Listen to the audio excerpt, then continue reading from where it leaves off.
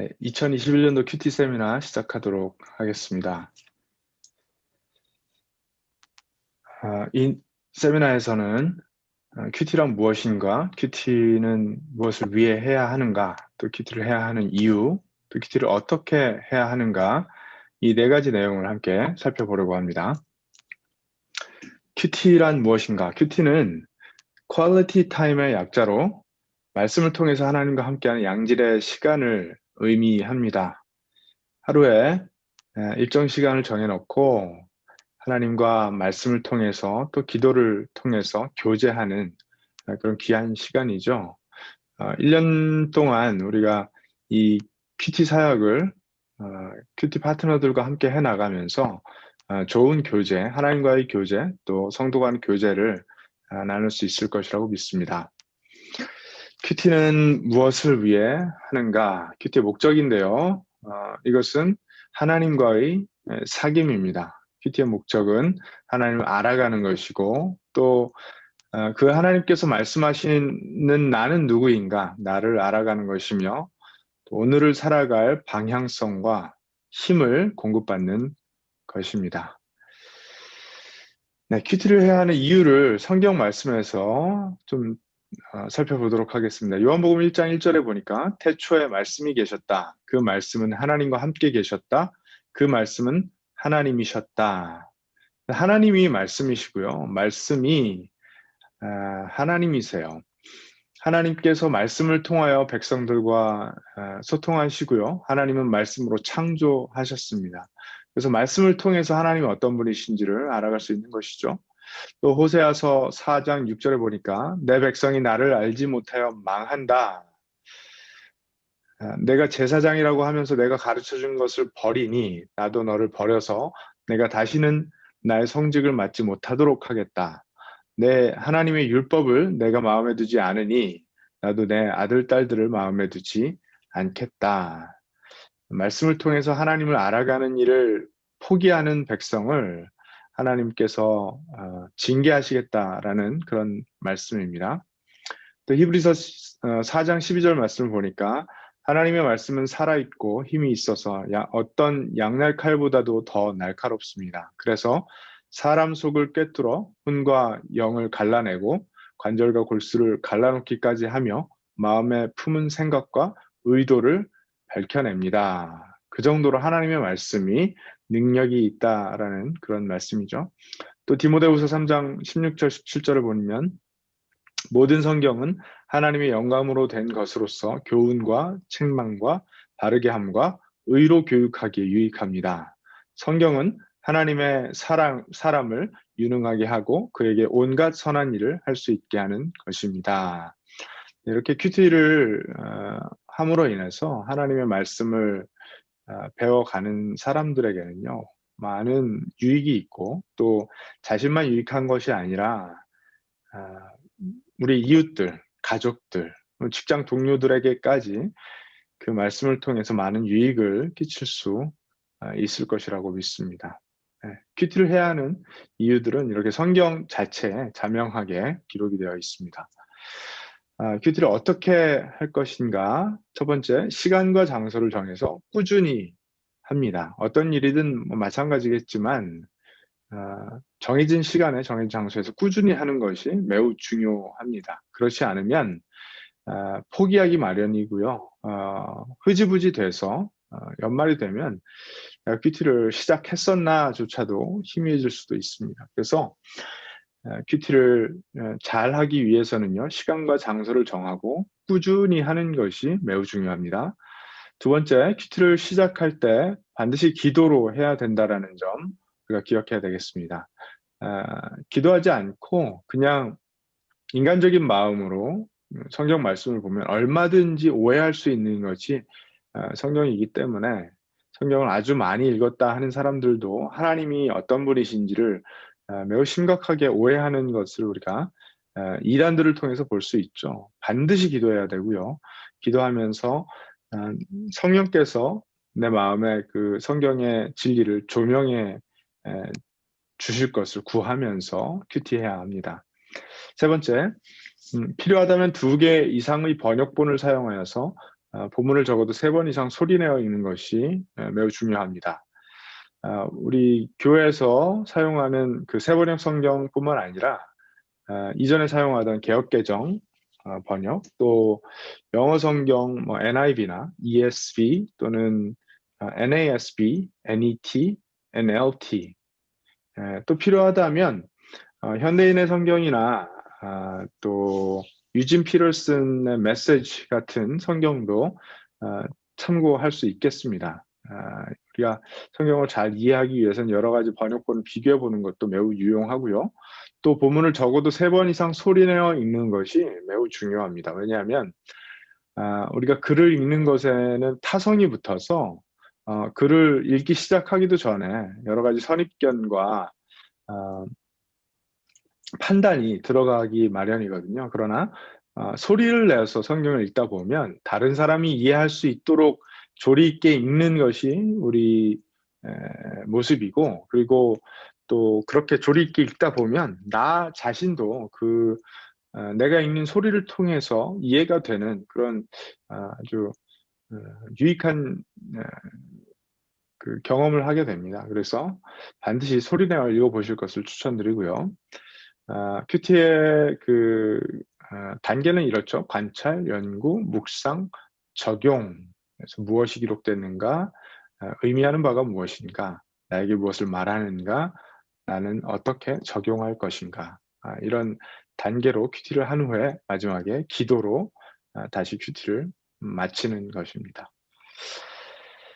자, 실제로 한번 성경에 기록될 만한 문장을 우리가 어떻게 어떤 시각으로 바라봐야 될 것인가, 문맥 속에서 그 문장이 어떤 의미를 가지는가 한번 살펴보도록 하겠습니다. 당신을 사랑합니다. 이 문장은 뭐 우리가 매우 쉽게 접할 수 있는 문장이죠. 그런데 이 문장을 3년 동안 사귄 남자친구가 청혼하며 이런 말을 했다 하면 그 의미가 어떤지 좀 구체적으로 다가오죠. 그렇죠? 그런데 또 50년을 해로한 아내의 장례식장에서 아내를 먼저 떠나보낸 남편이 당신을 사랑합니다 라고 말한다면 또 다른 구체적인 의미가 우리에게 다가올 것입니다.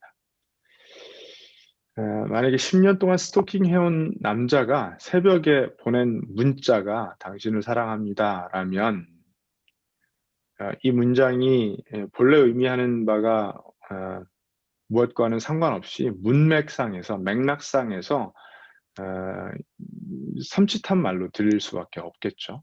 그렇죠? 이렇게 문맥에 따라서, 맥락에 따라서 같은 문장이 사뭇 다른 의미를 말하기도 합니다. 그래서 큐티를 할 때 그런 전체적인 맥락, 문맥, 이것을 주의 깊게 살펴보는 것이 매우 중요합니다. 특별히 관찰, 연구를 하는 단계에서 문맥과 맥락을 무시하면 전혀 엉뚱한 결론을 내릴 수가 있기 때문에 맥락이 매우 중요하다, 문맥이 매우 중요하다라는 점을 말씀을 드리겠습니다. 또 하나의 예입니다. 여러분은 절대로 죽지 않을 것입니다. 어떤 의미가 담겨 있는 말인지 뭐 여러 가지로 상상해 볼 수가 있겠죠. 이것이 몸을 말하는 것인지, 영혼을 말하는 것인지, 마음을 말하는 것인지, 뭐 어떤 게임에서 죽지 않을 것이라는 것인지 여러 가지 의미를 생각해 볼 수가 있는데, 구체적으로 맥락을 살펴보면 바울 사도가 영생에 관하여 설교를 하면서 이 말을 했다면 믿어지겠죠. 그렇죠? 우리 영혼이 죽지 않을 뿐만 아니라 몸이 죽더라도 다시 부활하여서 새로운 몸을 갖게 되고 영원히 하나님 나라에서 영생할 것이라는 성경의 진리로 우리가 받아들일 수가 있습니다. 그런데 전쟁터에서 지휘관이 전투를 열심히 하라는, 최선을 다하라는 의미로 여러분 적대로 죽지 않을 것입니다 라는 뭐 믿음을 가지고 싸워볼 수도 있겠지만, 그러나 이것은 엄밀하게 말하면 이 한 사람의 지휘관이 보장하기는 어려운 한마디이겠죠. 그렇죠? 이 말을 만약에 에덴 동산에서 뱀이 하와에게 한다면 실제로 그렇게 말을 했습니다. 거짓말이죠. 여러분은 절대로 죽지 않을 것입니다. 선악을 알게 하는 열매를 먹어도 죽지 않을 것입니다. 라고 사단이 이야기했지만 그 일 때문에 하나님과의 관계가 깨어지고 영혼이 죽음을 경험하는, 그리고 우리 몸이 죽게 되는 그런 일이 벌어졌습니다. 이렇게 맥락에 따라서 진리가 될 수도 있고 한 사람이 보장하기 어려운 이야기가 될 수도 있고 아예 거짓말이 될 수도 있습니다. 맥락이 이렇게 중요합니다. 그래서 육하 원칙에 근거해서 말씀을 읽는 것이 매우 중요합니다. 정확한 맥락을 알기 위해서이죠. 누가 언제 어디서 무엇을 어떻게 왜, 그래서 누가 한 말인지 언제 한 말인지 어디서 일어난 일인지 그리고 무엇을 이야기하는 것인지 어떤 목적을 가지는지 어떤 방법을 이야기하고 있는지 또 왜, 이유가 무엇인지 이런 육하 원칙에 근거해서 말씀을 읽으면 매우 명확한 맥락, 문맥을 이해할 수가 있습니다. 내 시작은 미약하였으나 내 나중은 심히 창대하리라. 이 말씀 우리가 뭐 교회에서도 들어본 적이 있지만 사실 비즈니스 하시는 사업장에 가서 액자에 걸려있는 말씀으로 많이 접하죠. 그렇죠? 이게 만약에 성경의 이야기가 아니라 그냥 뭐 긍정적인 사고를 하기 위해서 해주는 이야기라면 사실 별 문제가 없을 수도 있습니다. 그러나 이 말씀은 엄연히 성경에 기록된 말씀이고 성경에 그 말씀이 기록될 때는 의도하는 바, 의미하는 바가 있기 때문에 기록이 된 것이죠. 사업장에 걸어 놓으라고 기록된 말씀은 아닙니다. 그 맥락을 한번 살펴보죠. 맥락, 좁은 맥락에서 보면 욥기 8장 5절에서 7절에 내가 만일 하나님을 찾으며 전능하신 이에게 간구하고 또 청결하고 정직하면 반드시 너를 돌보시고 내 의로운 처소를 평안하게 하실 것이라. 그리고 나서 내 시작은 미약하였으나 내 나중은 심히 창대하리라. 정확하게 누가 왜 언제 한 말인지를 알지 못하는 상황에서는 뭐 문제점을 아주 뭐 심각하게 찾기는 어려운 그런 말씀입니다. 그런데 그 범위를 조금 더 넓혀서 8장 1절부터 7절 말씀을 살펴보면요. 수아 사람 빌닷이 대답하여 이르되, 빌닷이 한 말이라는 것을 알 수 있겠고요. 내가 어느 때까지 이런 말을 하겠으며 어느 때까지 내 입의 말이 거센 바람과 같겠는가? 감정이 곱지 않다는 것을 알 수 있습니다. 하나님이 어찌 정의를 굽게 하시겠으며 전능하시니가 어찌 공의를 굽게 하시겠는가? 하나님을 안다라고 하면서 하나님을 대변하려 하는 의도를 볼 수가 있습니다. 내 자녀들이 주께 죄를 지었으므로 주께서 그들에게 죄를 버려두셨나니, 이 부분은 아마 욥을 어느 정도 꾸짖고 질책하는 그런 감정으로 기록한 말이라고 볼 수가 있겠죠. 내가 만일 하나님을 찾으며 전능하신 이에게 간구하고 또 청결하고 정직하면 반드시 너를 돌보시고 내 의로운 처소를 평안하게 하실 것이라. 내 시작은 미약하였으나 내 나중은 심히 창대하리라.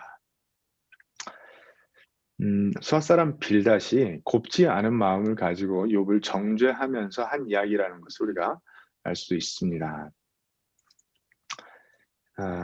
누가 육하 원칙에 의해서 보면요, 수아 사람 빌닷이 친구인 우스 사람 욥에게 한 말입니다. 언제? 수천 년 전 이 욥기는 그 배경이 족장 시대, 그러니까 창세기가 기록된 시대에 일어났던 일이라고 학자들이 이해하고 있습니다. 욥이 가족과 재산을 모두 잃고 몸까지 병들어 고통당하고 있을 때, 욥은 그 욥기 1장 말씀을 보면 욥이 특별히 무언가를 잘못했기 때문이 아니라 이제 하나님께서 허락하시고 사단이 의도해서 하나님은 욥의 믿음을 시험하기 위해서, 사단은 욥을 시험에 들게 하기 위해서 욥에게 고난이 찾아오죠. 그래서 가족이 다 자식들이 다 죽습니다. 그리고 재산을 다 잃어버리고 아내는 욥을 저주하고 떠나버립니다. 상당히 큰 고통을 당하고 있을 때이죠. 어디서? 우스라는 지역, 욥이 살고 있던 지역이고 아마 욥의 집의 앞마당이었을 것입니다. 욥이 너무나 고통스러워서 그 잿더미 위에 앉아서 머리에 재를 뿌리고 있을 그 당시였습니다. 무엇을 이야기하고 있는가? 네. 그 사업장에 어떤 소망의 말씀으로 걸어놓는 것과는 사뭇 다르게 잘못된 신학을 근거로 하여 꾸중과 질타와 거짓 소망, 지금은 이렇게 형편이 어려워졌지만 네 형편이 좋아질 거야, 창대해질 거야, 거짓 소망을 이야기하고 있습니다. 욥의 삶이 창대해질 것이라는 것은 수앗 사람 빌닷이 하나님을 잘못 아는 지식으로 이야기하고 있고 보장할 수조차 없는 그런 것이기 때문에 거짓 소망을 이야기하고 있는 것이죠. 지금 욥에게 필요한 것은 당장 욥이 당하고 있는 고통을 놓고 욥을 위로해 줘야죠. 그가 하는 말을 들어줘야 되고 그와 함께 울어줘야 되고 끌어안아 줘야 되고 욥의 필요를 또 챙겨줄 수 있는 것이 친구의 도리인데 지금 그렇게 하지 않고 아주 잔인한 말들로 정죄하고 있습니다. 고통당하고 있는 친구에게 잘 될 거라고, 그게 방법이었죠. 위로한답시고 잔인하게. 왜 그렇게 했습니까? 욥이 괴로워하고 아파하면서 하나님을 약간 원망했기 때문에 그런데요. 또 다른 이유라면 이 수앗 사람 빌닷이 하나님을 잘못 알고 있었기 때문이고, 그리고 자신은 하나님을 잘 알고 있기 때문에 하나님을 욥에게 바르게 가르쳐 줘야 된다. 하나님을 제대로 대변해 줘야 된다라고 교만한 생각을 했기 때문에 그렇습니다. 실제로 하나님은 우리가 행한 만큼 갚으시는 하나님, 그러니까 잘못한 만큼 벌을 주시고 또 잘한 만큼 상을 주시는 그런 하나님 아니시죠. 만약에 하나님 그런 분이시라면 우리는 아무도 성할 사람이 없습니다. 날마다 죄를 짓고 사는데, 날마다 교만하고 날마다 하나님과 동행하는 일에 실패하고 하나님을 예배하기를 실패하는 사람들인데, 만약에 그것을 다 하나님이 일일이 갚아주신다면 성할 사람이 아무도 없겠죠. 하나님은 은혜로 일하시는 분이십니다. 그렇기 때문에 욥의 친구들은 매우 하나님을 오해하고 있었고, 자신들이 오해하고 있는 잘못된 진리를 가지고 고통당하고 있는 친구 욥에게 잔인한 정죄의 말들을 퍼붓고 있었던 것입니다. 아무리 그럴듯하게 들리는 말이지만 하나님이 하신 말씀도 아니고요. 또 믿음 좋은 사람이 한 이야기도 아니고 진리와는 전혀 거리가 먼 그런 이야기인 것이죠. 자, 구체적으로 그럼 큐티를 어떻게 해야 될지 사도행전 1장 8절 말씀을 가지고 한번 살펴보도록 하겠습니다. 그러나 성령이 너에게 내리시면 너희는 능력을 받고 예루살렘과 온 유대와 사마리아에서 그리고 마침내 땅 끝에까지 이르러 내 증인이 될 것이다. 관찰부터 한번 시작해 보도록 하겠습니다.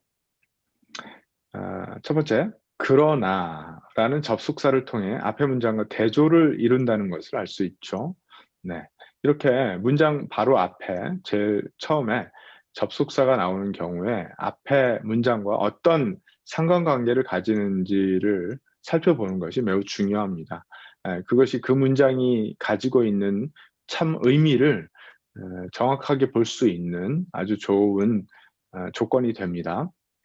두 번째, 이 구절은 예수님께서 사도들에게 하신 말씀을 기록한 것이다. 사실 8절 말씀만 보면 이제 뭐 성경을 많이 읽어보신 분들은 충분히 알 수 있는 부분이지만 만약에 성경을 처음 읽어보시는 분들은 누가 누구에게 한 말인지조차 알기가 어렵습니다. 8절 자체에서는 그것을 이야기하고 있지 않아요. 그래서 맥락을 살펴봐야 됩니다. 앞에 사도행전 1장 앞부분을 살펴보면 예수님께서 사도들에게 하신 말씀이라는 점을 분명하게 알 수가 있고요. 그것을 아는 것이 1장 8절 말씀을 이해하는 데 도움이 되겠죠. 자, 세 번째, 이 말씀은 앞뒤 문맥상 예수님께서 하신 마지막 말씀이다라는 것을 알 수가 있습니다. 누군가가 마지막 한마디를 한 것은 상당히 그 의미가 중요하겠죠. 더구나 예수님께서 하늘로 올라가시기 전에 마지막으로 사도들에게 하신 말씀이라면 너무나 그 의미가 중요할 것입니다.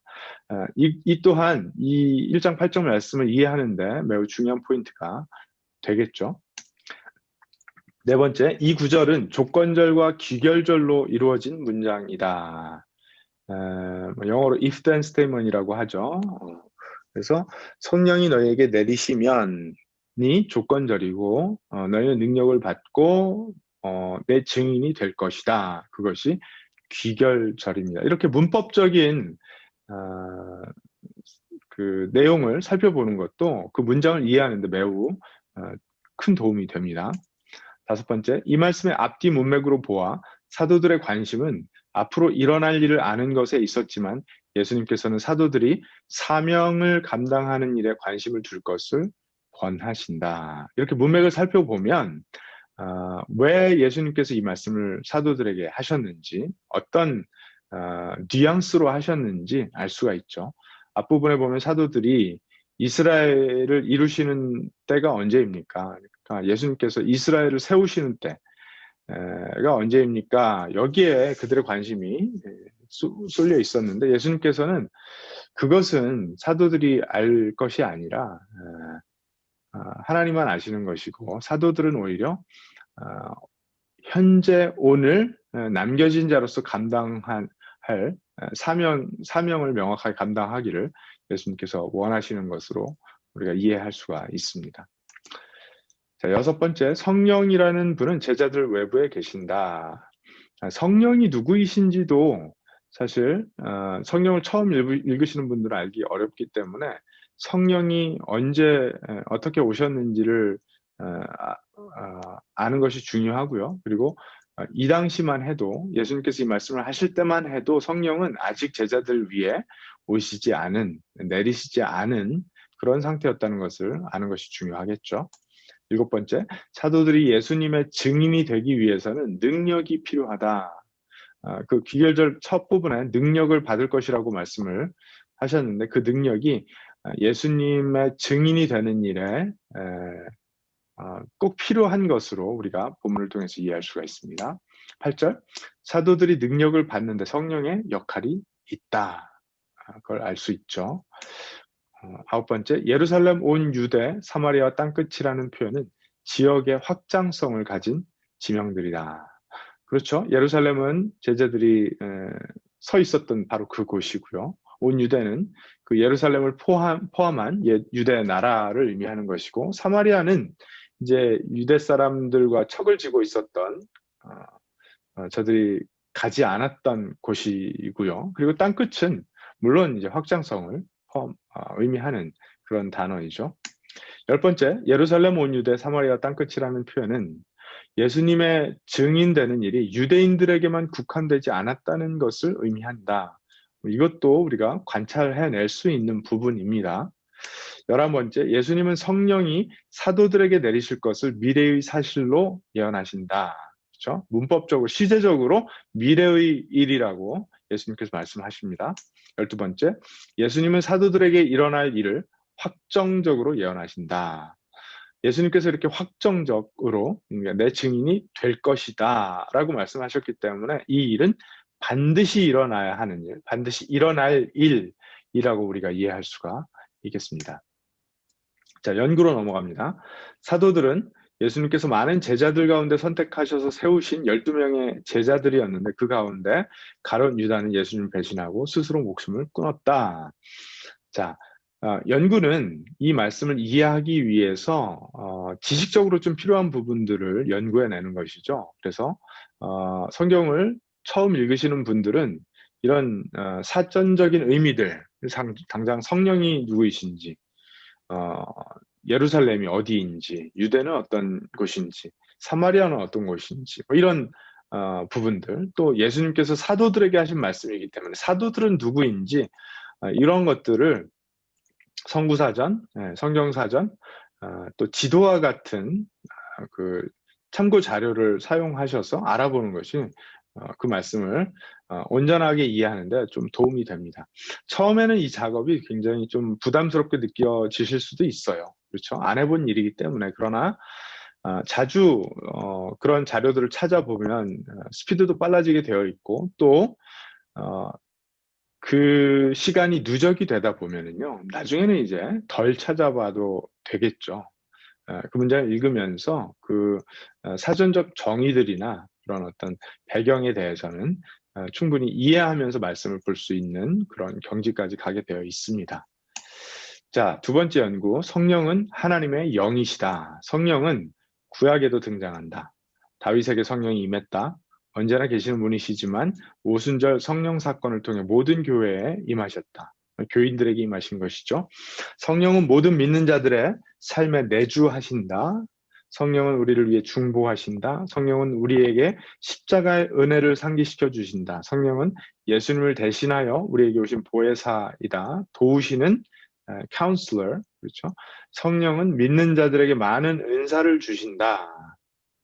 성령은 믿는 자들의 삶에 사랑의 열매를 맺으신다. 이거 다 성경 안에 기록되어 있는 성령의 사역들에 대하여 이야기하는 것인데 다 성경 사전, 성구 사전 찾아보시면 충분히 이런 자료들을 얻으실 수가 있습니다. 성령이 어떤 분이신지를 이해하는 데 이런 자료들이 좀 도움이 되겠죠. 세 번째, 예루살렘은 분열 왕국 남유다 지역의 수도이다. 온 유대는 남유다 지역을 의미한다. 사마리아는 분열 왕국의 북이스라엘 지역의 수도이다. 분열 왕국이 분열되면서 북이스라엘과 남유다로 나뉘어지게 되었고, 저들 모두 이제 페르시아 또 바벨론의 침략을 받고 포로로 끌려갔다가 나중에 이제 돌아와서 북이스라엘의 수도인 사마리아는요, 이제 남유다 사람들이 이렇게 혐오하는 그런 지역이 되었고요. 왕래하지 않는 그런 사람들이 되었습니다. 사마리아에는 많은 혼혈 인종들이 살고 있었다. 남유다 사람들은 이들을 혐오하였다. 예수님은 사마리아 사람들을 믿음의 긍정적인 이야기에 많이 사용하셨다. 실제로 그랬죠. 예수님은 사마리아 사람들을 만나 주셨다. 유대인들이 교만하여서 사마리아 사람들을 굉장히 얕잡아 보고 혐오할 때 예수님은 오히려 사마리아 사람들에게도 소망이 있음을 여러 이야기들을 통하여, 예를 통하여 보여주십니다. 예루살렘은 네 번째, 예루살렘은 교회가 세워진 첫 번째 도시이다. 그렇죠? 복음의 출발지라고 할 수 있다. 사도들은 유대 지역의 수도인 예루살렘에서 시작하여 동족인 유대인 모두에게 예수를 증거해야 했으며, 왜냐하면 예루살렘에서 시작하기 때문에 그렇죠. 온 유대 지역을 예수님 말씀하셨기 때문에도 그렇습니다. 나아가서 민족적, 지역적 갈등을 뛰어넘어 사마리아인들에게도 복음을 전해야 했고, 그렇죠? 네. 사실 이것은 민족적, 지역적 갈등을 뛰어넘는 그 이상의 의미를 가진 일입니다. 갈릴리 시골 지역 출신 어부들에게는 전혀 미지의 세계였던 땅끝까지 이르러, 사실 유대 지역을 벗어나 본 적도 없는 사람들에게 예수님께서 땅끝까지 이르러 예수님을 증거하라고 사명을 주셨습니다. 이건 굉장한 그런 사명이죠. 그렇죠? 다섯 번째, 예수님을 증거한다는 것은 예수님이 누구이시며 왜 이 땅에 오셨으며 3년간 무엇을 행하셨으며 무엇을 가르치셨으며 십자가에서 어떤 일이 이루어졌으며 어떤 대가를 치르셨으며 부활의 의미가 무엇이며 이 모든 것을 믿는 제자들에게 어떤 사명이 주어졌는가를 알리는 일이다. 그래서 예수님을 증거한다는 것이 구체적으로 어떤 일들인지, 예수님을 증거한다고 하면 사실 복음을 전하는 것이고, 그 복음이 가지는 파격적인 의미들, 능력들, 경험들, 이런 것들을 다 증거하는 것을 의미합니다. 말만 하는 것이 아니라 삶으로 예수님의 제자라는 것을 증거해야 되는 것까지도 의미하는 것이죠. 자, 이제 연구는 그렇게 마치고 묵상으로 넘어가는데, 묵상은 관찰과 그 연구를 통해서 결론 지어진 그 문장의 의미가 나에게 어떤 의미를 주는지, 하나님께서 나에게 뭐라고 말씀하시는지를 살펴보는 것입니다. 그래서 묵상을 하실 때에 반드시 겸손하게 하나님께 기도하시는 마음으로 하나님 나에게 무엇을 말씀하십니까? 라는 태도로 묵상하는 것이 매우 중요합니다. 예수님께서는 남겨질 사도들에게 증인이 될 사명을 주셨다. 지역적, 국가적, 민족적, 환경적, 정서적, 철학적, 종교적 배리어를 초월하여 네. 사마리아와 땅끝까지 나아가는 것은 저런 의미를 가지는 것이죠. 초월하여 증인이 될 사명을 주셨다. 이것은 때와 장소와 대상을 구분하지 말고 예수님을 증거하라는 사명이다. 사도들이 세운 교회는 사도들과 동일한 사명을 가진다. 그렇죠. 교회라는 것은 원래 사도들이 세운 것이고 사도들이 받은 사명을 이어받은 공동체가 바로 교회입니다. 오늘날 우리가 섬기는 교회도 마찬가지입니다. 따라서 교회를 이루는 교인인 나는 사도들과 동일한 사명을 가진다. 나에게도 성령이 임하셨다. 나에게도 사명이 주어졌다. 나름대로 사명을 감당한다고 하지만 정말로 성령이 부어주신 능력만큼 사명을 감당한다고 하지는 못할 수준이다. 성령께서는 계속해서 나에게 십자가의 은혜와 사랑을 상기시켜 주신다. 다 갚을 수 없을 만큼의 은혜가 부어졌음을 말씀하신다. 이 땅에서의 사명은 분명하다. 이 땅은 지나가는 곳이다. 미련을 두거나 아쉬워하고 집착할 필요가 전혀 없다. 내가 남겨두고 갈 사람들도 동일하게 이 세상을 지나갈 뿐이다. 내 가족, 친구, 동료들 모두 그럴 사람들이다. 그들에게 무엇보다도 필요한 것은 예수 그리스도이다. 그리고 그분을 믿는 믿음이다. 나는 그들에게 어떻게 해서든 그리스도를 증거하는 데 최우선 순위를 두고 살아야 한다. 이것은 나의 의무일 뿐 아니라 내가 가장 원하는 일이고 열정을 쏟아부을 일이다. 네, 개인적으로 이런 의미로 이 말씀을 받아들일 수 있습니다. 아마 대부분의 분들이, 대부분의 사람들이 이 말씀을 읽고 이런 결론을 내릴 수밖에 없다고 생각합니다. 자, 개인적으로 이런 의미를 느꼈다면요, 이제 결론을 짓고 내가 어떻게 이것을 적용할 것인지 결단해야겠죠. 적용을 하실 때에는요, 매우 개인적이고 그리고 구체적이고 실현 가능성이 있는 것이 매우 중요합니다. 이번 주일 설교를 준비하면서 예수님이 어떤 분이신지를 드러내는 데 수고를 해야겠다. 청중들이 분명하게 이해할 수 있는 언어로 예수님을 설명하되 예수님께서 우리에게 또 나에게 부어주신 은혜를 가장 솔직하고 가장 겸손하게 열정적으로 전하겠다. 이건 제가 목사니까 설교를 하면서 사도행전 1장 8절 를 통해서 하나님께서 저에게 주신 그 말씀의 의미를 설교 중에 그렇게 실현하겠다라는 것이죠. 또 가족들에게 예수님의 사랑이 무엇인지 오늘 저녁에 다시 한번 모범을 통해 설명해 주겠다. 네, 말로는 뭐 자주 하니까요. 그렇죠?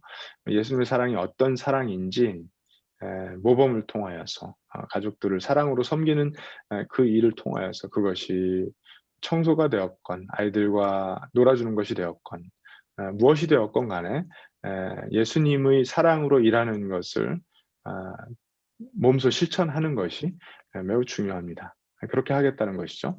또 이 큐티를 제가 작성할 때만 해도 그 팬데믹 전이라 우버일을 이제 할 당시였기 때문에 우버일을 하면서 만나는 사람들에게 운전 기사로서 예수의 증인으로서 가장 친절하고 성실하게 대하는 동시에 예수님의 이름과 그 사랑을 증거하기 위해 노력하겠다. 네.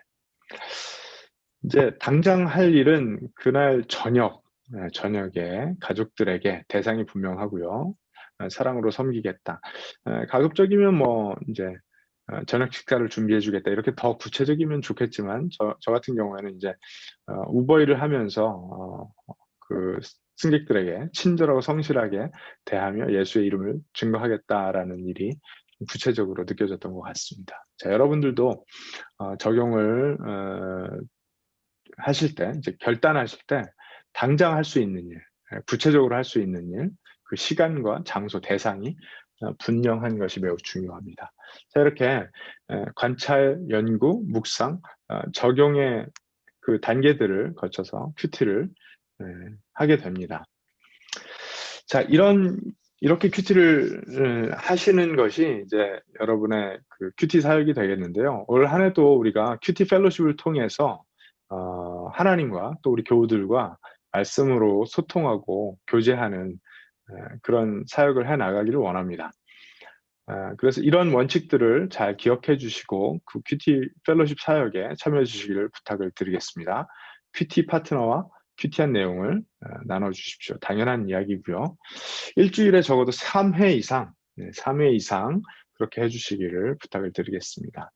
또 식사, 커피, 뭐 전화 통화, 문자 다양한 채널을 이용해 주시길 원하고요. 이제 팬데믹 중에는 사실 식사, 뭐 커피 이런 거는 좀 어렵고요. 전화 통화, 문자 그밖에 또 뭐 가능하다면 화상 통화 뭐 이런 것까지 생각해 볼 수 있겠죠. 아무튼 다양한 루트를 이용하셔서 여러분의 파트너들과 교제해 주시기 바랍니다. 그리고 나누는 내용의 비밀은 반드시 지키는 것이 원칙이고요. 이제 1월 마지막 주에 큐티 파트너, 1, 4분기 큐티 파트너를 정하는데 올해는 특별히